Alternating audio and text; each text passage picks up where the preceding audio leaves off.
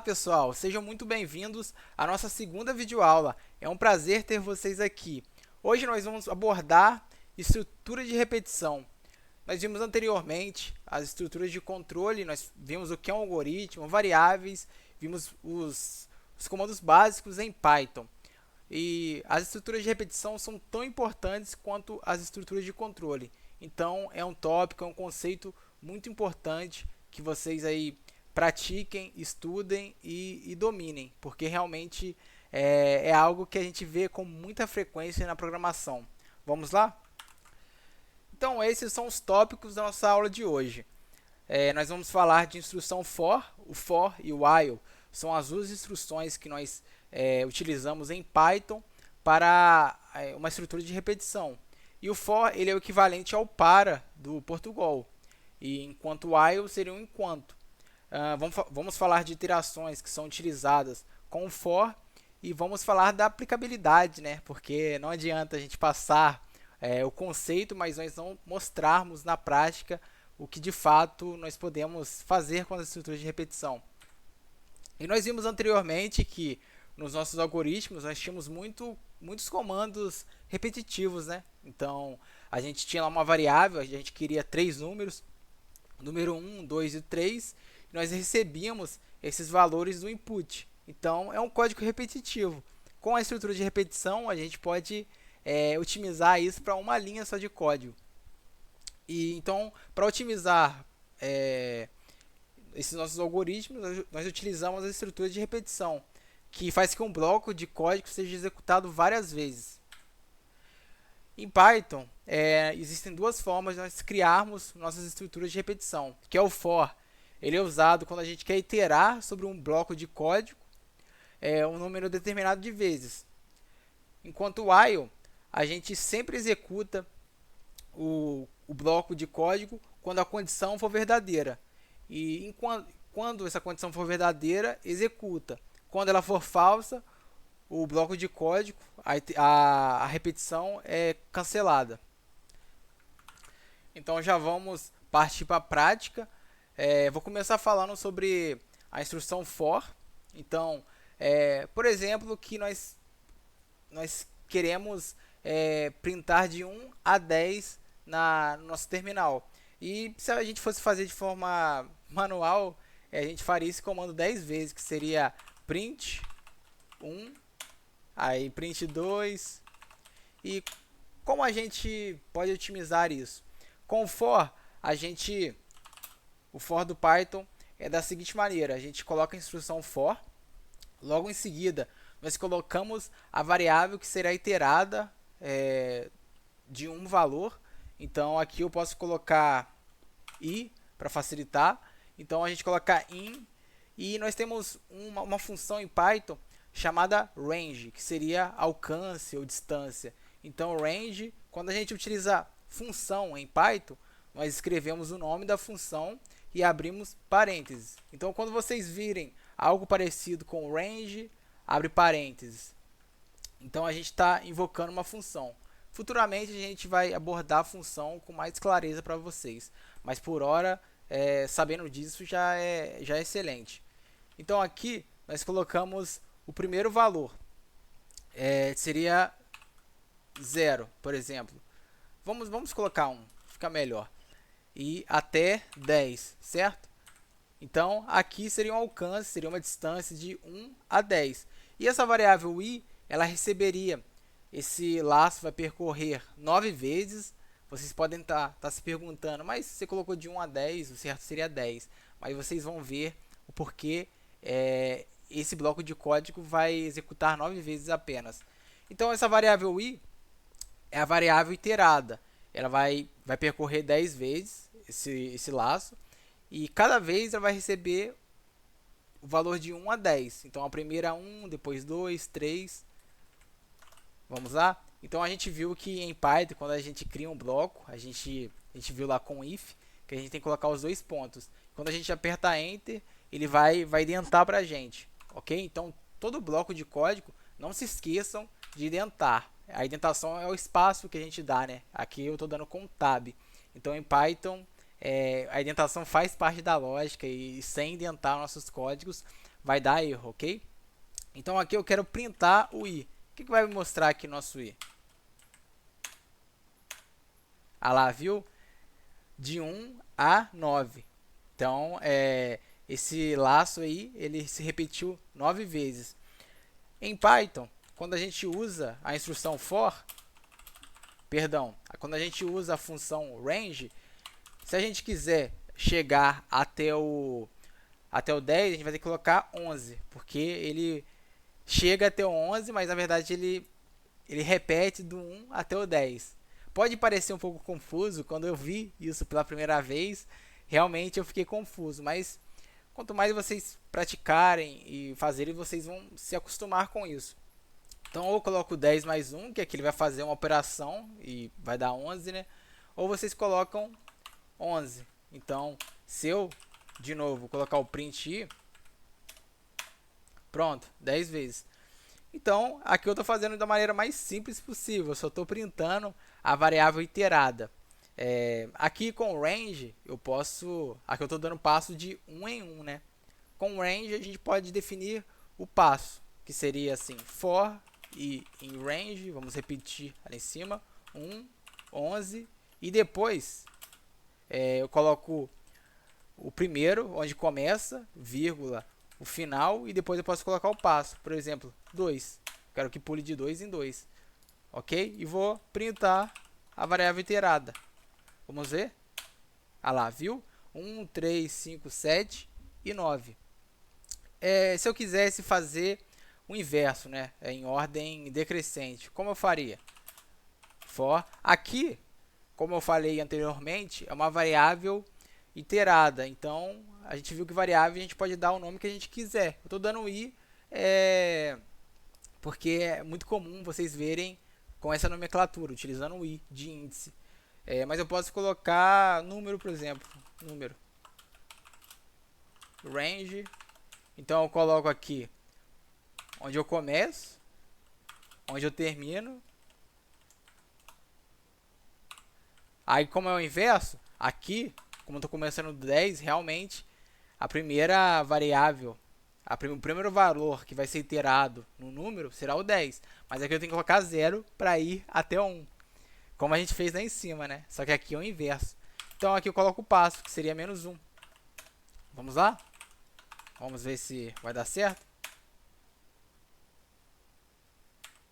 Bom, não deu certo aqui porque foi um erro. Olha só que interessante.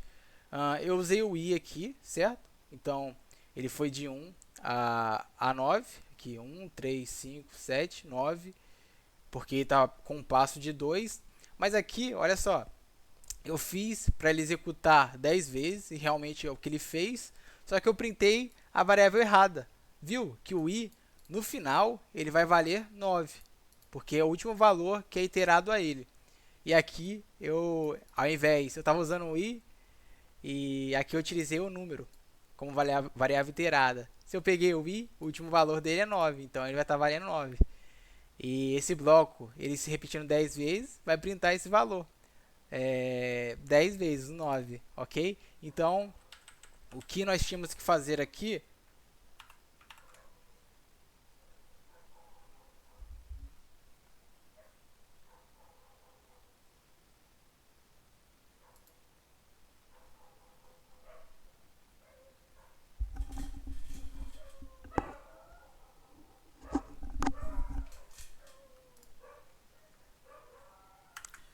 Então vamos reescrever o nosso código, né? Que seria for número in range.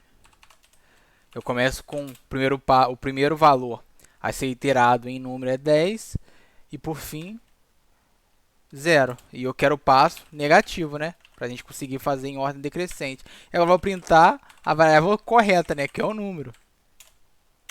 Ah lá, de 10 a 1. Eu poderia colocar, por exemplo, aqui. Agora eu vou utilizar o i, ok, gente? Então, 10, 0 e o passo menos 2. Vai pular de 2 em 2. Ah lá, viu? Então, pessoal, esse é a instrução for, que nós temos a nossa variável iterada, que é número, e ele recebe um valor, um valor com alcance de 10 a 0 com passo negativo, ou aqui de forma crescente, né, de 1 a 11, e lembrando que ele sempre termina no valor anterior, né? Se a gente quiser de aqui com passo 2, vamos aqui, ó, de 1 a 11, se a gente quer que ele para no 10, a gente vai colocar 11, ok? Sempre ter esse cuidado. Bom, então se a gente quiser fazer coisas um pouco mais complexas, né, a gente vai colocar valores aqui dentro. Por exemplo, vamos fazer tabuada, né? Então, for, colocar aqui número em range de 1 a 11, né? Seria 1 vezes. E aqui eu vou colocar para printar. Na verdade, eu não vou colocar número aqui porque pode confundir a gente. Vou colocar x. Então, eu quero a tabuada de 5, por exemplo. Então, vou colocar aqui. Eu vou utilizar... na aula anterior, nós vimos que a gente escreve alguma coisa aqui dentro de aspas, seria uma string. Quando eu coloco vírgula, eu posso colocar variável, mas tem uma maneira mais fácil em Python, a partir da versão 3, que é o fstring. Então você coloca, você abre, escreve f, abre aspas, e aí a gente coloca o nosso, a gente abre chaves, ok? E a gente pode colocar um número aqui, certo? Então, mas na verdade eu não vou querer que esse número ali em cada repetição ele mude, então eu vou colocar 5 mesmo. Então 5 vezes, eu quero trabalho de 5 vezes, aqui vai ser o nosso x, certo? Então vai ser 5 vezes 1, 2, vai ser igual a, aqui eu posso colocar uma conta, porque quando eu uso fstring e coloco chaves, eu posso fazer operações, eu posso colocar variável que ele não vai considerar como se fosse um texto, né? Sem o fstring, e se eu colocasse chaves, ele apresentaria chaves na saída, né, no nosso terminal. Então é bastante legal esse conceito de fstring. Então aqui eu faço de fato a operação, né, que é 5 vezes, a gente viu lá em operadores aritméticos, né, que é asterisco. Então 5 vezes x, que é a nossa... Vamos ver se vai dar certo? Ah lá, viu? Então, ele repetiu 5 nas 10 iterações. Então, 5 vezes 1. E o x, ele foi mudando, né? Conforme cada iteração. Então, a primeira iteração, 1. Segunda, 2. E ele fez o cálculo aqui pra gente. Porque, como eu falei, o fstring ele não está considerando como texto, mas sim como número aqui, operador aritmético e, de fato, a nossa variável iterada. Então, vai ser 5, 10, 15, 20. Muito interessante, né? Muito bacana. E, assim, as possibilidades são infinitas. Dá para fazer muita coisa, várias lógicas dentro desse for. Certo, gente? Então, vamos agora falar sobre o while. Eu vou reabrir aqui o nosso idle, como mostrei para vocês, né? A gente baixa o Python e ele já nos dá esse... Só para limpar. Ele já nos dá esse terminal aqui, esse modo interativo. Então, vamos com o while. O while, ele já depende de uma condição, né? Então, eu posso colocar aqui while enquanto. Primeiro eu começo com uma variável, né? Vou colocar i. A gente está usando i, né? 0. Então, ó, se eu escrever i aqui, ele já nos dá 0, porque de fato a gente criou uma variável i e colocou, atribuiu o valor 0 a ela. Certo? Então, eu vou colocar aqui enquanto while. Em Python, nós não precisamos abrir, não é obrigatório, quando tem uma condição, abrir parênteses. Mas eu vou abrir parênteses para ficar mais fácil de enxergar a condição, certo? Então, a mesma coisa do for, né? A gente tem que colocar 2 pontos e identar e colocar o bloco. Então, aqui, enquanto i for menor do que 11, print i. O que será que vai acontecer aqui? Olha só, a nossa variável i é 0. Então, enquanto o i for menor que 11, mostre, escreva para a gente o i. Será que essa condição ela vai ser falsa em algum momento? Vou deixar vocês pensarem aí. E aí, o que vocês responderam? Vamos lá, vou mostrar aqui na prática. O que vai acontecer? Ó, loop infinito. Se eu deixar aqui, vai travar meu computador. Então, você vai ficar printando zero. Vou fechar aqui e vou reabrir. Então, a gente viu que o i, essa condição sempre foi verdadeira. Então, ele sempre ficou printando, escrevendo na nossa tela o valor zero. Então, vamos colocar de novo. Então, a gente tem que usar o conceito de incrementar. Então, a gente tem que, sempre, a cada iteração, somar mais um na nossa variável i. Olha só.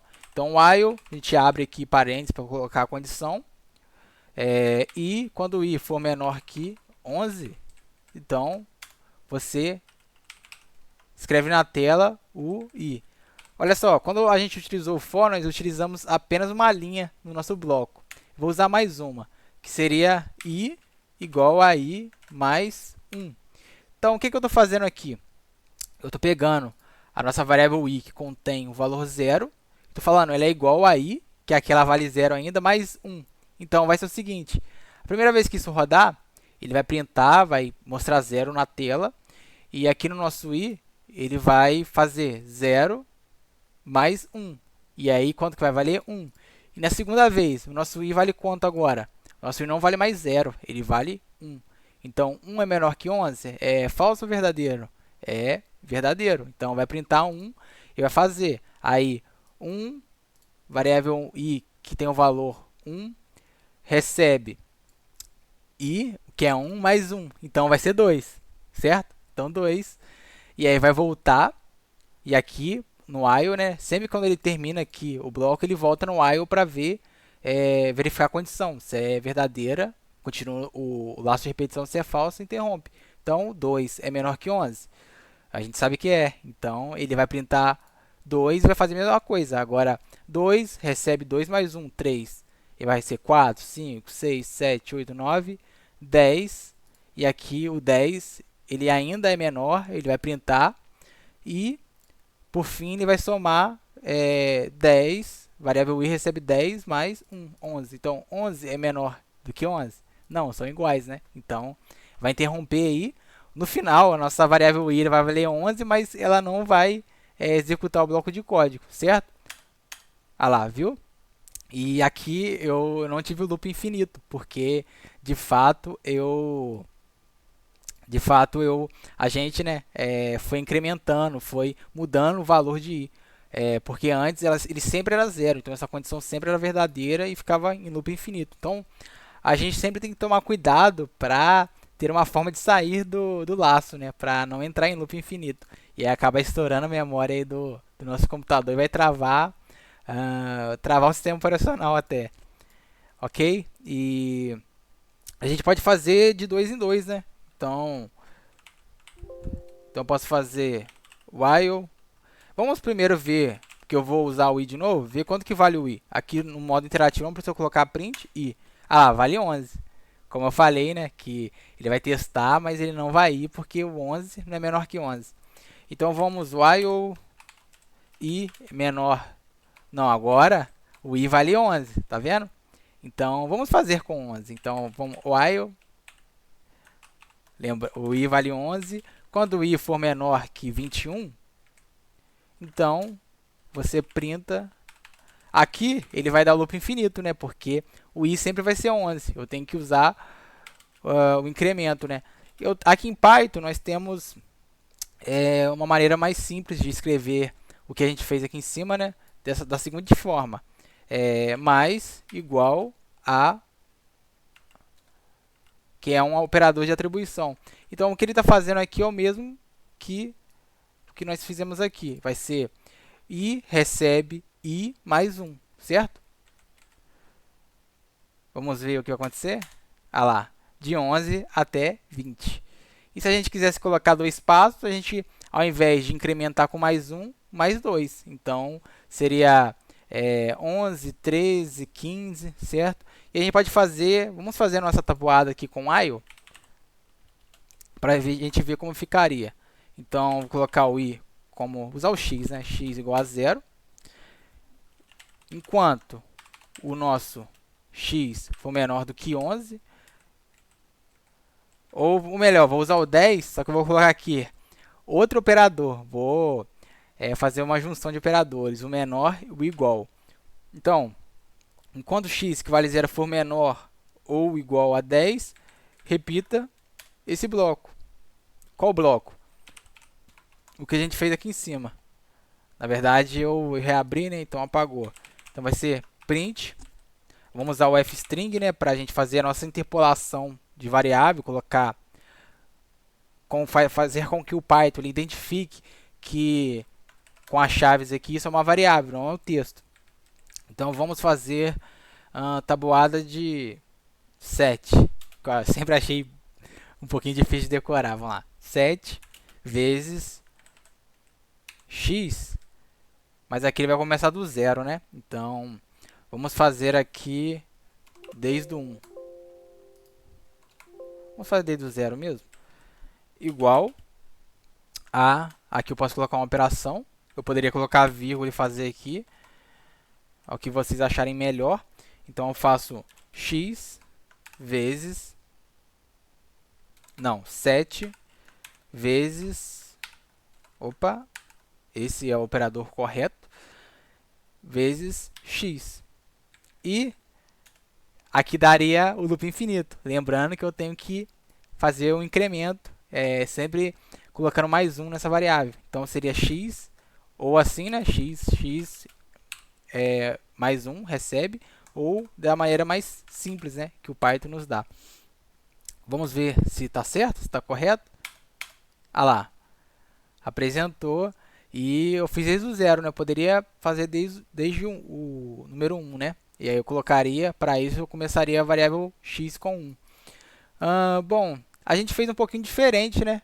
Aqui a gente fez menor e aqui a gente fez menor igual. O que ele fez aqui então? Ele fez aquele mesmo processo, né? Começou com 0, fez 7 vezes 0 igual aqui o nosso valor. A nossa operação de fato. E ele fez 0, 1, 2, 3, 4, 5, 6, 7 até o 10. E aqui ele vê 10, vamos supor que o nosso x vale 10. É menor ou igual a 10? Menor ele não é, mas igual ele é. Então, quando a gente utiliza o operador de comparação juntando, né, o valor de menor, ou pode ser maior também, menor ou igual, ele verifica os dois, se é menor ou igual. Aqui, nesse caso, o último ele é igual a 10, então ele vai repetir o 10. Se eu utilizasse só o menor, eu teria que colocar 11 aqui, ok? E, bom, pessoal, essa foi a nossa segunda videoaula. Eu falei um pouquinho aí das estruturas de repetição, como utilizá-las em Python. E na próxima videoaula eu vou fazer exercícios sobre estruturas de repetição com vocês. Espero que tenham gostado. Qualquer dúvida, vocês podem entrar em contato comigo pelo meu e-mail, que é esse aqui que está aparecendo na tela, ou pelo meu WhatsApp. Nós nos encontramos em breve e até a próxima.